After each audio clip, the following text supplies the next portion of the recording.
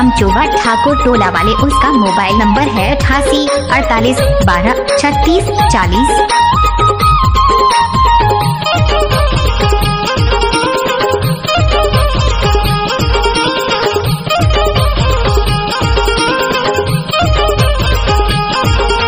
शादी में मादी लगे हाय, दुल्ही दुल्हा के पीछे परे हारे। शादी में मादी लगे हाय, दुल्ही दुल्हा के पीछे परे हारे। शादी में मादी लगे हाय, दुल्हा दुल्ही के पीछे परे हारे। शादी में मादी लगे हाय, दुल्हा दुल्ही के पीछे परे हारे। पीछे परेगा यार पीछे परे हाय, दुल्ही दुल्हा के पीछे परे हारे। पीछे परेगा यार पीछे परे हाय, दुल्ही दुल्हा के पीछे परे हारे। शादी में मादी लगे हाय, दुल्ही दुल्हा के पीछे परे हारे। शादी में मादी लगे हाय, दुल्ही दुल्हा के पीछे परे हारे। डीजे निरुत्तम कुंजामचोवा ठाकुर टोला वाले, उसका मोबाइल नंबर है 88 48 12 36 40।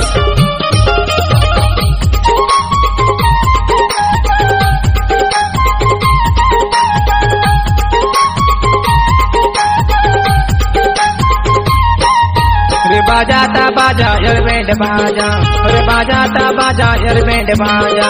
अरे माया वाले टूरी घरे में आजा हाय, पीछे पड़े अरे पीछे पड़े हाय, दुल्ही दुल्हा के पीछे पड़े हाय रे। शादी में मादी लगे हाय, दुल्ही दुल्हा के पीछे पड़े हाय रे। शादी में मादी लगे हाय, दुल्ही दुल्हा के पीछे परे हारे।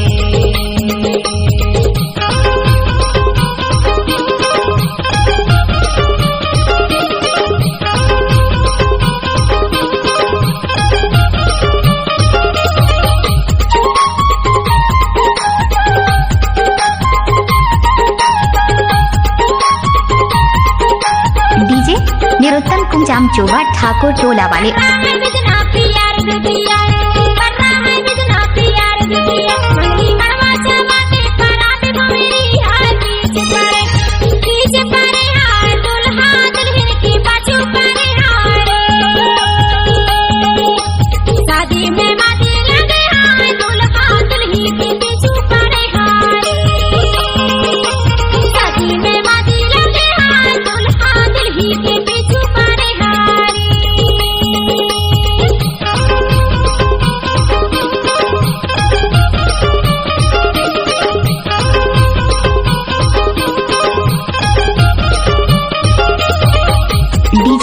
निरुत्तम कुंजामचोवा ठाकुर टोला वाले, उसका मोबाइल नंबर है 88 48 12 36 40।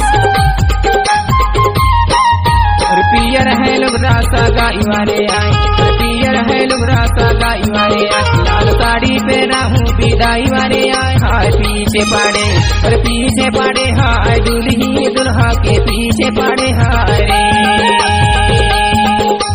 शादी में मादी लगे हाय, दुल्ही दुल्हा के पीछे परे हारे। शादी में मादी लगे हाय, दुल्ही दुल्हा के पीछे परे हारे। पीछे परेगा यार पीछे परे हाय, दुल्ही दुल्हा के पीछे परे हारे।